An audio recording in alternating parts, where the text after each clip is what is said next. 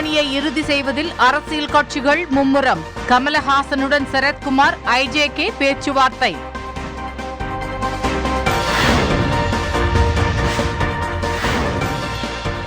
அதிமுக கூட்டணியில் தொகுதி பங்கீடு பேச்சுவார்த்தை. முதலமைச்சருடன் பாரதிய ஜனதா தலைவர்கள் சந்திப்பு.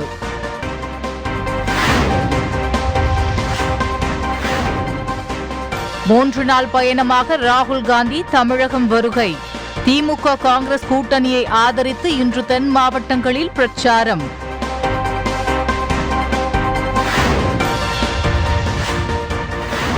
கச்சத்தீவில் காற்றாலை அமைக்க சீனாவுக்கு இலங்கை அனுமதி வழங்கிய விவகாரம். இந்திய பாதுகாப்புக்கு அச்சுறுத்தல் ஏற்படும் என ராமேஸ்வரம் மீனவர்கள் அச்சம்.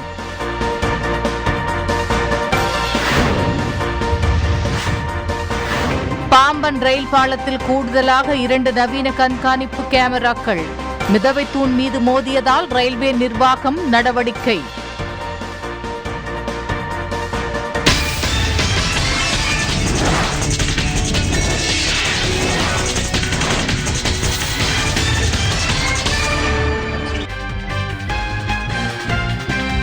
தேர்தல் நடத்தை விதிமுறைகள் அமலுக்கு வந்துள்ளதால் முதலாம் ஆண்டு பொறியியல் மாணவர்களுக்கான ஆய்வக வகுப்புகளை மார்ச் 6ஆம் தேதிக்குள் முடிக்க அண்ணா பல்கலைக்கழகம் உத்தரவிட்டுள்ளது.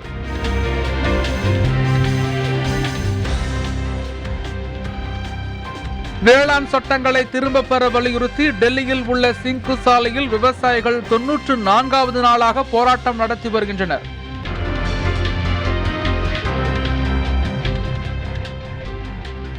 திருப்பதியில் அலிபிரி வழியாக செல்லும் வாகனங்களுக்கான சுங்கச்சாவடி கட்டணங்களை தேவஸ்தானம் உயர்த்தியுள்ளது.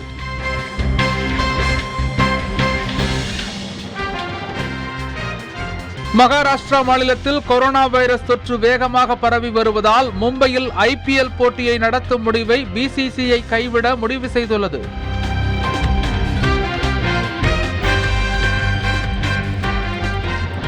இலங்கையில் கொரோனா பாதிப்பால் உயிரிழந்த அனைத்து சமூகத்தினருமே கட்டாயம் எரியூட்டப்பட வேண்டும் என்ற சர்ச்சைக்குரிய உத்தரவை அந்நாட்டு அரசு ரத்து செய்துள்ளது.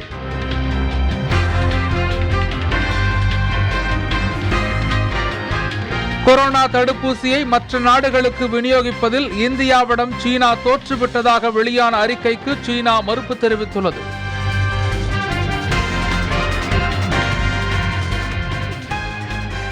நைஜீரியாவில் துப்பாக்கி ஏந்திய பயங்கரவாதிகள் ஜான் கேபே என்ற அரசு பள்ளியிலிருந்து 317 பெண் குழந்தைகளை கடத்திச் சென்றனர்.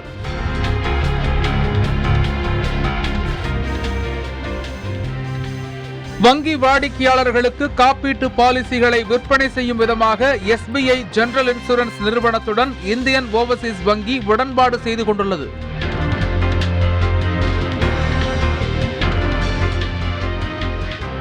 சர்வதேச கிரிக்கெட்டிலிருந்து இந்திய வேகப்பந்து வீச்சாளர் வினய் குமார் ஓய்வு பெற்றுள்ளார்.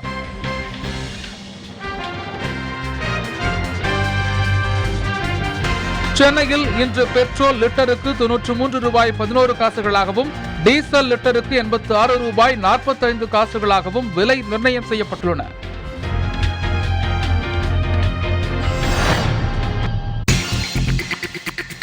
மக்கள் நீதி மய்ய கட்சியின் தலைவர் கமல்ஹாசனை சமத்துவ மக்கள் கட்சியின் தலைவர் சரத்குமார் இன்று சென்னையில் நேரில் சந்தித்து பேசினார். தமிழகத்தில் ஒரே கட்டமாக ஏப்ரல் 6ஆம் தேதி சட்டமன்ற தேர்தல் நடைபெறும் என அறிவிக்கப்பட்டுள்ள நிலையில் அரசியல் கட்சிகள் தொகுதி பங்கீடு பேச்சுவார்த்தையில் மும்முரமாக ஈடுபட்டு வருகின்றன. இதனிடையே அதிமுக கூட்டணியில் இருந்த சமத்துவ மக்கள் கட்சி அக்கூட்டணியில் இருந்து விலகி இந்திய ஜனநாயக கட்சியுடன் இணைந்துள்ளது. இந்த நிலையில் சென்னை ஆழ்வார்பேட்டையில் உள்ள மக்கள் நீதி மய்ய கட்சி அலுவலகத்தில் கமல்ஹாசனை சமத்துவ மக்கள் கட்சியின் தலைவர் சரத்குமாரும் IJK கட்சியின் துணை பொதுச் செயலாளர் ரவி பாபுவும் சந்தித்து பேசினர். இச்சந்திப்புக்கு பிறகு செய்தியாளர்களிடம் பேசிய சரத்குமார், நல்லவர்களுடன் சேர்ந்து கூட்டணி அமைத்தால் நல்லவர்கள் ஆட்சிக்கு வர முடியும் என்பதால் கமலுடன் பேசியதாகவும் இதுகுறித்து மீண்டும் பேச்சுவார்த்தை நடத்தப்படும் என்றும் கூறினார். இதேபோல் சட்டசபை தேர்தலில் தொகுதி பங்கீடு தொடர்பாக அதிமுக பாஜக இடையே இன்றும் பேச்சுவார்த்தை தொடங்கியது. பாஜகவின் தேர்தல் பொறுப்பாளர்கள் கிஷன் ரெட்டி, CT ரவி, L முருகன் ஆகியோர் பசுமை வழிச்சாலையில் உள்ள இல்லத்தில் முதலமைச்சர் எடப்பாடி பழனிசாமியை சந்தித்து பேசினர். இதைத் தொடர்ந்து துணை முதலமைச்சர் O பன்னீர்செல்வத்தையும் சந்தித்து பேச உள்ளனர்.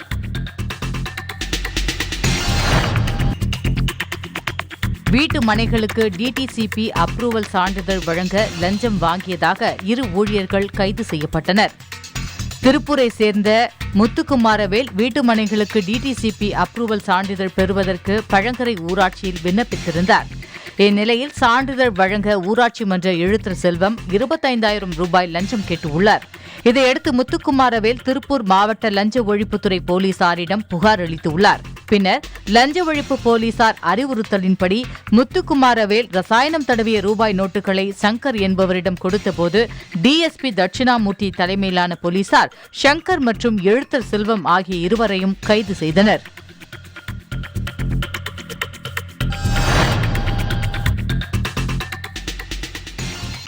கரூர் மாவட்டம் குளித்தலை அருகே ஐயர்மலையில் உள்ள ரத்னகிரீஸ்வரர் திருக்கோவிலில் 6.17 கோடி ரூபாய் மதிப்பிலான கம்பிவட ஊர்தி அமைப்பதற்கான பணிகள் துரிதமாக நடைபெற்று வந்தது.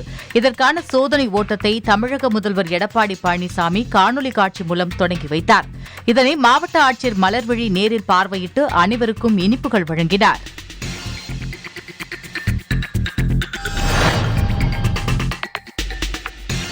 நெல்லை மாவட்டம் மேற்கு தொடர்ச்சி மலை அடிவாரத்தில் மணிமுத்தாறு, ஜமீன் சிங்கம்பட்டி, அயன் சிங்கம்பட்டி மற்றும் அதன் சுற்றுவட்டார பகுதிகளில் சுமார் 200க்கும் மேற்பட்ட ஏக்கர் பரப்பளவில் நெல், வாழை மற்றும் தென்னை உள்ளிட்டவை பயிரிடப்பட்டுள்ளன.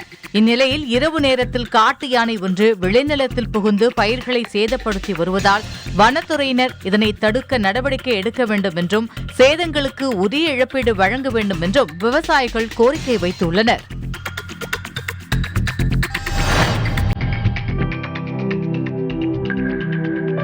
திருநங்கைகளும் சாதிக்க பிறந்தவர்கள்தான் என்பதை நிரூபிக்கும் விதமாக மதுரையில் சொந்தமாக உணவகம் தொடங்கி அதனை வெற்றிகரமாக நடத்தி வருகிறார் திருநங்கை நிலா.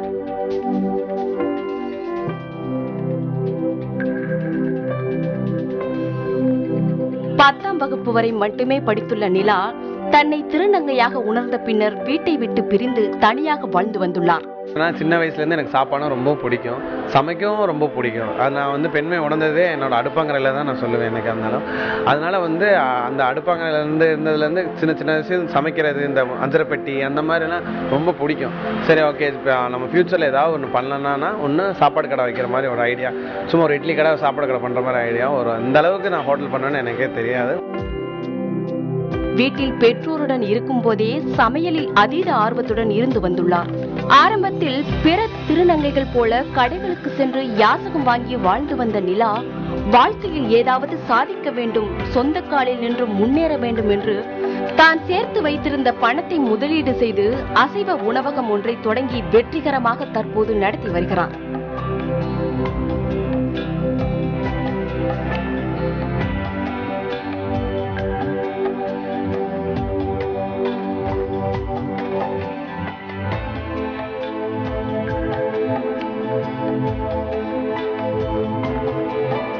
கொரோனா ஊரடங்கு காலத்தில் பொருளாதார ரீதியாக மிகுந்த சிரமத்திற்கு ஆளான நிலையில் கூட மனம் தளராமல் அசைவ உணவகத்தை துவங்கி இருக்கிறார். திருநங்கை நிலா நடத்தி வரும் இந்த அசைவ உணவகத்திற்கு அப்பகுதியைச் சேர்ந்த மக்கள் மிகுந்த வரவேற்பு கொடுத்து ஆதரவு தந்து வருகின்றனர். எல்லாரும் ஏற்றுக்கிட்டாங்க. என்ன சொல்ல போனால் அந்த அன்னைக்கு நான் ஹோட்டல் ஓப்பன் பண்ணுறோன்னு சொல்லாமல் யாரும் முகம் சொல்லிக்கல, ஆதரவு தான் தெரிவித்தாங்க, ரொம்ப விஷ் பண்ணாங்க, வாழ்த்துக்கள் சொன்னாங்க. வாழ்த்துக்கள் தான் பாதி. எங்கெங்கேயோ இருந்து எந்த அடுத்த பக்கத்து ஏரியாலாம் இங்கேயே சாப்பிட்றாங்க, என்னங்க அங்கே நாங்கள் உங்களுக்கு சப்போர்ட் பண்ணுறோங்க அப்படி சொல்லும் போது ரொம்ப சந்தோஷமாக இருக்குது எனக்கு.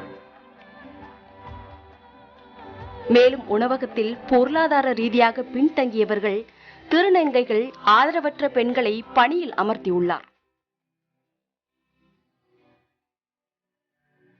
இந்த உணவகம் மூலம் போதுமான அளவு வருவாய் கிடைப்பதாக கூறும் நிலா, மதுரையில் இதேபோல பல இடங்களில் உணவகங்களை தொடங்க வேண்டும் என்பதை குறிக்கோளாக வைத்து உத்வேகத்துடன் செயல்பட்டு வருகிறார்.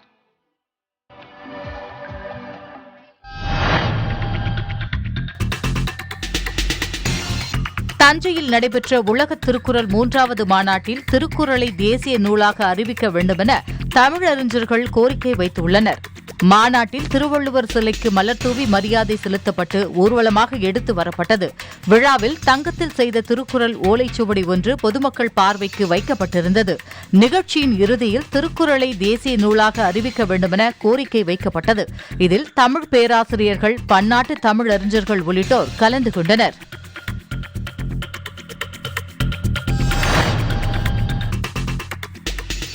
பெரம்பலூர் மாவட்ட ஆட்சியர் அலுவலகத்தில் விவசாயிகள் குறைதீர்க்கும் கூட்டம் நடைபெற்றது. இதில் கலந்து கொண்ட விவசாய சங்க பிரதிநிதிகள் பல்வேறு கோரிக்கைகளை வலியுறுத்தி பேசினர். குறிப்பாக கூட்டுறவு வங்கிக் கடன் தள்ளுபடியில் குளறுபடி நடந்துள்ளதாக குற்றம் சாட்டினர். ஜனவரி மாதத்தில் கடன் வாங்கிய 800க்கும் மேற்பட்ட விவசாயிகளின் பெயர் விடுபட்டு உள்ளதாகவும் அதனால் 6 கோடி ரூபாய் தள்ளுபடி கிடைக்காமல் அவர்கள் சிரமப்படுவதாகவும் தெரிவித்தனர். மேலும் தள்ளுபடி கிடைக்கப்பெற்றவர்களின் விவரங்கள் அடங்கிய பட்டியலை அந்தந்த கூட்டுறவு வங்கி முன்பு ஒட்ட வேண்டும் என்று விவசாயிகள் வலியுறுத்தினர்.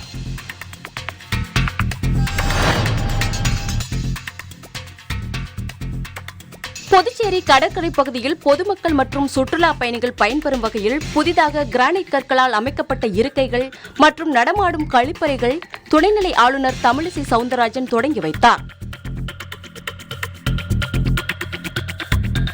இதனைத் தொடர்ந்து செய்தியாளர்களிடம் பேசிய துணைநிலை ஆளுநர், புதுச்சேரியில் கர்ப்பிணி மற்றும் பிறந்த குழந்தைகள் பயன்பெறும் வகையில் ஊட்டச்சத்து பெட்டகம் வழங்குவதற்கான திட்டம் தயார் நிலையில் உள்ளது என்றும், நியாய விலை கடைகளில் அரிசி, பருப்பு போன்றவற்றை மக்கள் நியாய விலையில் வாங்கிக் கொள்வதற்கான ஒரு திட்டம் தயாரிக்கப்பட்டு உள்ளதாகவும் தெரிவித்தார். நான் தலைமைச் செயலர், பொதுப்பணித்துறை எல்லாம் சேர்ந்து உட்காந்து இதை என்ன பண்ணலாம் அப்படிங்கும்போது இதில் நியாய விலை கடைகள், அதாவது ரேஷன் கடைகள் நியாய விலை கடைகளாக மாற்றி நியாய விலை பொருட்கள் அங்கே விற்கிற மாதிரி ஒரு திட்டம் திட்டலான்னு ஏறக்குறைய ஒரு 50% அது திட்டம் போட்டுட்டேன். அதனால் இப்போ உடனே அறிவிக்க முடியுமான்னு எனக்கு தெரியல. ஆனால் எல்லாமே மக்களுக்கான திட்டங்கள், மக்களுக்கு என்ன செய்ய முடிஞ்ச அளவுக்கு என்னெல்லாம் செய்ய முடியுன்ற என்னோட எண்ணத்தின் வெளிப்பாடு தான்.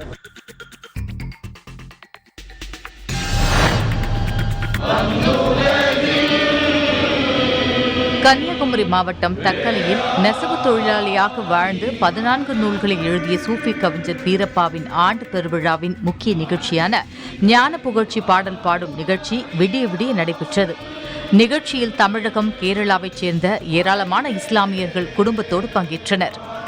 நெல்லை மாவட்டம் தென்காசியில் பிறந்த பீர் முகமது என்பவர் இஸ்லாமிய கோட்பாடுகள் மீதான பற்றால் ஞான புகழ்ச்சி, ஞான பூட்டு, ஞானப்பால், ஞான மணிமாலை என 18,000 பாடல்களை உள்ளடக்கிய 14 நூல்களை எழுதி சூஃபி கவிஞர் என புகழ் பெற்றுள்ளார். இவர் தக்கலையில் சமாதியான இடத்தில் தர்கா அமைக்கப்பட்டு தமிழக மற்றும் கேரளாவைச் சேர்ந்த இஸ்லாமிய மக்களால் வழிபாடு செய்யப்பட்டு வருகிறது. இந்த தர்காவில் ஆண்டுதோறும் நடைபெறும் நினைவு பெருவிழா கடந்த 10 நாட்களாக நடைபெற்று வருகிறது. விழாவின் முக்கிய நிகழ்ச்சியாக அவரால் இயற்றப்பட்ட ஞான புகழ்ச்சி பாடல் ஊர் மக்களால் விடிய விடிய பாடப்பட்டது.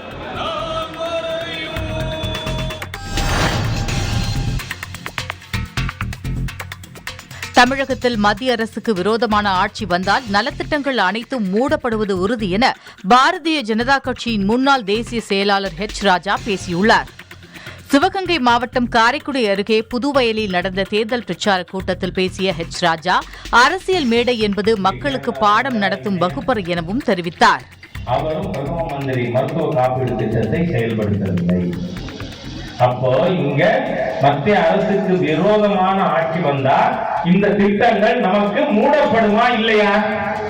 மூடப்படும். அதுக்கு காரணம் சொல்றேன் நான் ஆதாரத்தோட. ஏதோ வெறுமனே என்னை பொறுத்தவரை அரசியல் மேடை மக்களுக்கு பாடம் எடுக்கும் வகுப்பறையாக கருதி 32 ஆண்டுகளாக நான் மேடை பேசிக் கொண்டிருக்கோம்.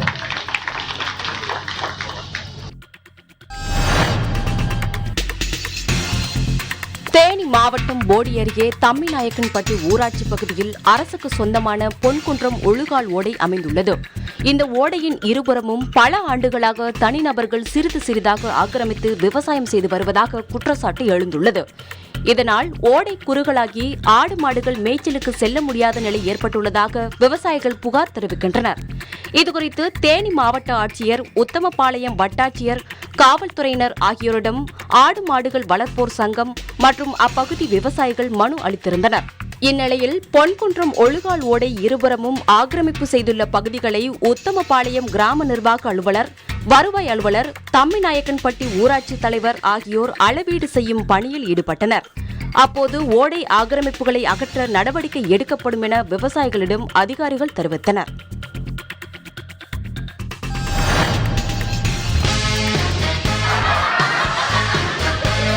நல்லா கேக்குறாங்க டீட்டியல்.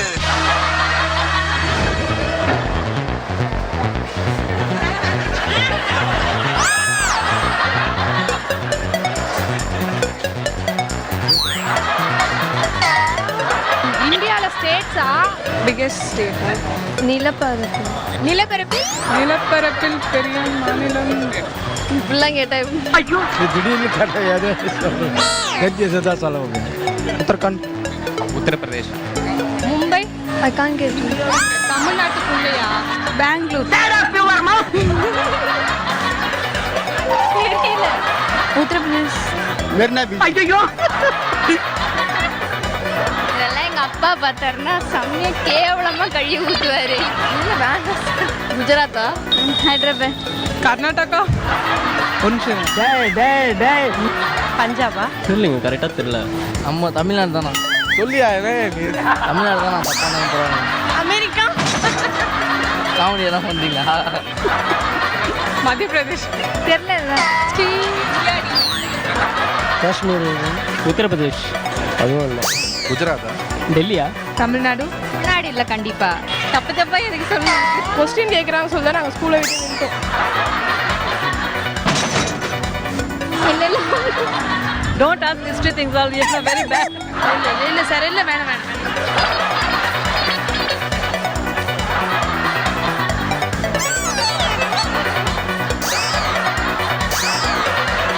ராஜஸ்தானா? ராஜஸ்தான் தான். ராஜஸ்தான், ராஜஸ்தான், ராஜஸ்தான், ராஜஸ்தான், ராஜஸ்தான். அதான் சொல்லிட்டாங்களே, ராஜஸ்தான் தான்.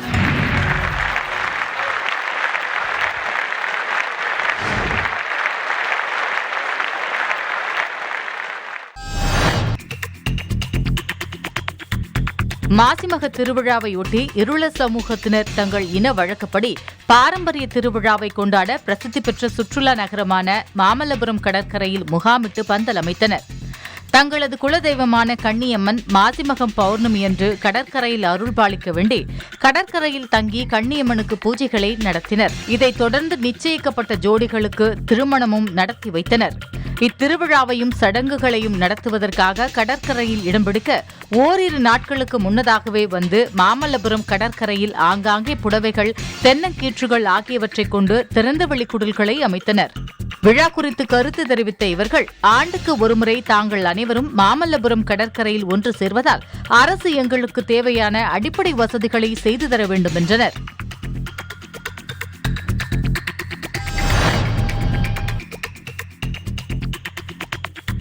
சத்தியமங்கலம் புலிகள் காப்பகம் ஆசனூர் மலை கிராமத்தில் வாழும் மக்கள் தங்களை புலி, யானைகளிடமிருந்து பாதுகாக்க வேண்டி அங்குள்ள ஸ்ரீ கும்பேஸ்வர சுவாமி கோவிலில் தேர் இழுத்து வழிபட்டனர். ஆசனூரில் மலை கிராமத்தில் வாழும் மக்கள் விவசாயத்தை முக்கிய தொழிலாக கொண்டுள்ளனர். அடர்ந்த காட்டுப்பகுதியை ஒட்டி அமைந்துள்ள இக்கிராமத்தில் விவசாயம் செழிக்கவும் யானை, புலி ஆகிய விலங்குகளிடமிருந்து மக்களை பாதுகாத்து அருள் புரிய வேண்டியும் விரதமிருந்து ஸ்ரீ கும்பேஸ்வர சுவாமி கோவிலில் வழிபாடு நடத்துகின்றனர். மாசி மாத திருவிழாவை முன்னிட்டு ஸ்ரீ கும்பேஸ்வர சுவாமி விக்கிரகத்தை தேரில் வைத்து பக்தர்கள் தேர் இழுத்தனர்.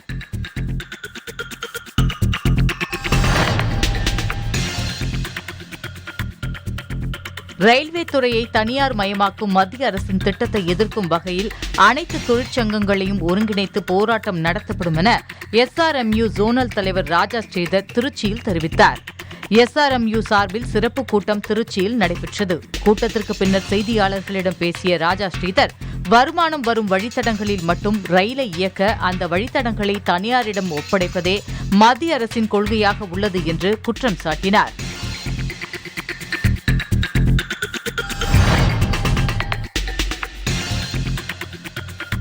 தஞ்சை மாவட்டத்தில் மாவட்ட தேர்தல் அதிகாரி கோவிந்தராவ் தலைமையில் அனைத்து கட்சிகள் மற்றும் அதிகாரிகள் ஆலோசனைக் கூட்டம் நடைபெற்றது. கூட்டத்தில் அங்கீகரிக்கப்பட்ட அரசியல் கட்சி பிரமுகர்கள், சட்டசபை தொகுதி தேர்தல் நடத்தும் அலுவலர்கள், காவல்துறை அதிகாரிகள் கலந்து கொண்டனர். இதில் தேர்தல் விதிமுறைகள் அமலுக்கு வந்தால் செய்யக்கூடியவைகள் மற்றும் செய்யக்கூடாதவை குறித்து விளக்கமளிக்கப்பட்டது.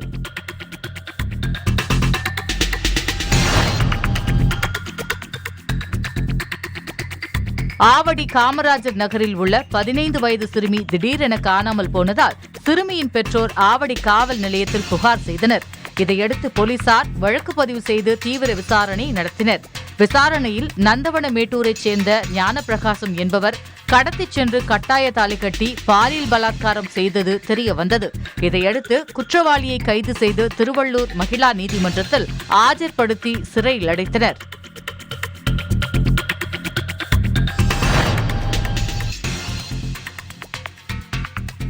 பெரம்பலூரில் பல்வேறு பகுதிகளில் திருட்டு சம்பவங்களில் ஈடுபட்டு தலைமறைவாக இருந்த கொள்ளையனை தனிப்படை போலீசார் கைது செய்தனர். பெரம்பலூர் மாவட்டத்தின் வேப்பந்தட்டை ஐஓபி வங்கியில் நடந்த கொள்ளை முயற்சி மற்றும் அதன் அருகே இருந்த 10 கடைகளில் நடைபெற்ற கொள்ளை சம்பவத்தில் சிசிடிவி காட்சிகளில் பதிவான கொள்ளையனின் அடையாளத்தை வைத்து போலீசார் தேடி வந்தனர். கொள்ளையனின் இருப்பிடத்தை அறிந்த போலீசார் அவனை கைது செய்து விசாரணை நடத்தி வருகின்றனர்.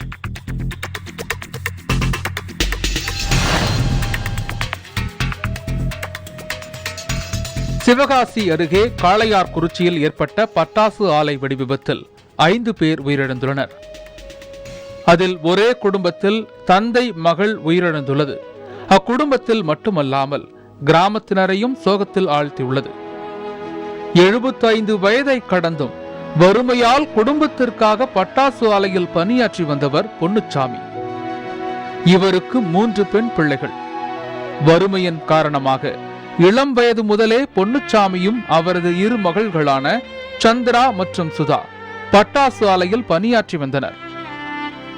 இந்நிலையில் வெடி விபத்தில் பொன்னுச்சாமியும் அவரது மூத்த மகள் சந்திராவும் உயிரிழந்துள்ள நிலையில் இளைய மகள் சுதா படுகாயத்துடன் அரசு மருத்துவமனையில் சிகிச்சை பெற்று வருகிறார்.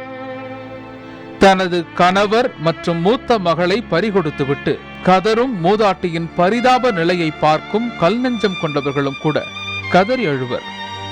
தங்களது குடும்பத்தை வழிநடத்தி சென்ற தனது தந்தையும் அக்காவும் உயிரிழந்துள்ளது தங்கள் குடும்பத்திற்கு ஈடுகட்ட முடியாத இழப்பு என்று மனவேதனையுடன் கூறுகிறார் காயமடைந்து சிகிச்சை பெற்று வரும் சுதா.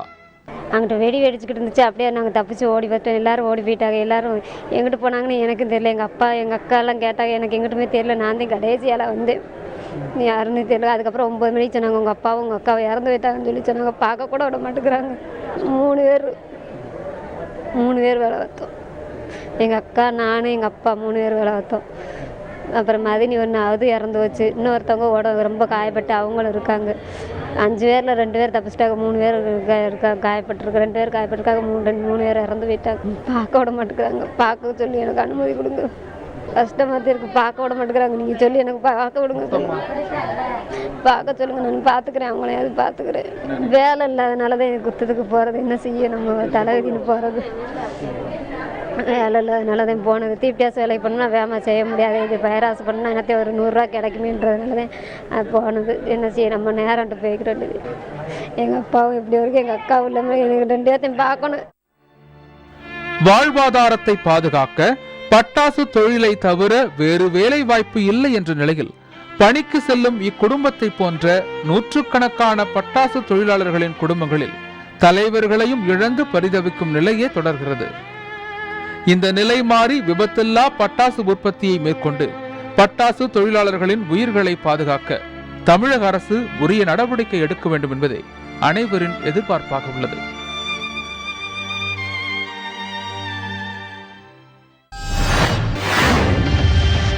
மயிலாடுதுறை மாவட்டத்தில் தேர்தல் நடத்தும் விதிமுறைகள் நடைமுறைக்கு வந்ததால் அதிமுக கட்சிகள் சார்பாக வைக்கப்பட்டிருந்த விளம்பர பேனர்களை அக்கட்சியினர் தானாக முன்வந்து இரவோடு இரவாக அகற்றியுள்ளனர். திருவண்ணாமலை மாவட்டம் வந்தவாசியில் அதிகாலையில் அதிக அளவு பனிப்பொழிவு இருந்ததன் காரணமாக வாகன ஓட்டிகள் முகப்பு விளக்குகளை ஒளிரவிட்டு வாகனங்களை இயக்கினர். வந்தவாசி மற்றும் அதன் சுற்றியுள்ள பல்வேறு பகுதிகளில் காலை 8 மணி அளவிலும் அதிக அளவு பனிப்பொழிவு காணப்பட்டதாக பொதுமக்கள் தெரிவித்தனர். செங்கல்பட்டு மாவட்டம் மதுராந்தகம் பகுதியில் உங்கள் தொகுதியில் ஸ்டாலின் நிகழ்ச்சி நடைபெற்றது. நிகழ்ச்சியில் ஸ்டாலின் பேசிக் கொண்டிருந்த போதே அலங்கரிக்கப்பட்டிருந்த வாழை மரங்கள், இளநீர், கரும்புகள் அனைத்தையும் கட்சித் தொண்டர்கள் மற்றும் பொதுமக்கள் பிடுங்கி எடுத்துச் சென்றனர். தூத்துக்குடி மாவட்டத்தில் 445 கோடி ரூபாய் மதிப்பில் கோவில்பட்டி முதல் கடம்பூர் வரையிலான 2வது ரயில்வே பாதை பணிகள் அனைத்தும் நிறைவு பெற்றது. இந்நிலையில் ரயில்வே பாதுகாப்பு ஆணையர் அபேகுமார் ராய் தலைமையிலான குழுவினர் ரயில்வே பாதைகளுக்கு இடையிலான நீளம், ஒவ்வொரு ரயில்வே கிராசிங்கில் உள்ள கேட்டுகளின் உயரம், கேட் கீப்பர் அறைகள் உள்ளிட்ட அனைத்தையும் ஆய்வு செய்தனர்.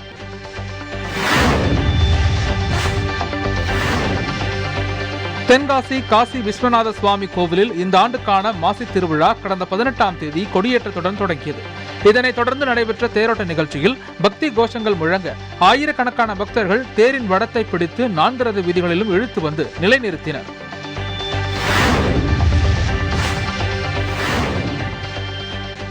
தமிழக அரசு வன்னியர்களுக்கு 10.5% உள்ஒதுக்கீடு வழங்கியதைத் தொடர்ந்து ஓமலூர் பேருந்து நிலையத்தில் பாட்டாளி மக்கள் கட்சியினர் பட்டாசுகள் வெடித்து இனிப்புகள் வழங்கி கொண்டாடினர். தமிழக சட்டப்பேரவை தேர்தல் அறிவிக்கப்பட்டுள்ள நிலையில் தேர்தல் நடத்தை விதிமுறைகள் அமலுக்கு வந்ததை அடுத்து மதுரை ஆட்சியர் அலுவலகத்தில் அறிவிப்பு பலகையில் வைக்கப்பட்டிருந்த முதல்வர் எடப்பாடி பழனிசாமி அமைச்சர்களின் புகைப்படங்கள் அகற்றப்பட்டன. தேனி மாவட்டம் பெரியகுளத்தில் விடுதலை சிறுத்தைகள் கட்சியினர் பெட்ரோல், டீசல் மற்றும் சமையல் எரிவாயு விலை உயர்வை கண்டித்து ஆர்ப்பாட்டத்தில் ஈடுபட்டனர். சிவகங்கை மாவட்டம் சிங்கம்புணரி அருகே அரளிப்பாறையில் கோவில் திருவிழாவை முன்னிட்டு மஞ்சு விரட்டு நடத்தப்பட்டது. மாடுகள் அவிழ்க்கப்படுவதற்கு முன்பு மாடுகள் ஆங்காங்கே அவிழ்த்து விடப்பட்டன. இதனால் மாடுகள் முட்டியதில் பலர் காயமடைந்தனர். இதில் ஆத்தங்குடியைச் சேர்ந்த அஜித்குமார் மற்றும் புதூரைச் சேர்ந்த சேது மாடுகள் முட்டியதில் சம்பவ இடத்திலேயே உயிரிழந்தனர். தருமபுரி மாவட்டம் தீர்த்தமலையில் உள்ள தீர்த்தகிரி ஈஸ்வரர் கோவிலில் மாசிமக தேர் திருவிழா கொடியேற்றத்துடன் தொடங்கியது. இதனைத் தொடர்ந்து 7வது நாள் வியாழக்கிழமை திருத்தேர் உற்சவம் நடைபெறுகிறது. திருவிழாவில் தருமபுரி, கிருஷ்ணகிரி, சேலம், திருவண்ணாமலை, வேலூர் உள்ளிட்ட மாவட்டங்களில் இருந்து ஏராளமான பக்தர்கள், பொதுமக்கள் வந்து தரிசனம் செய்தனர்.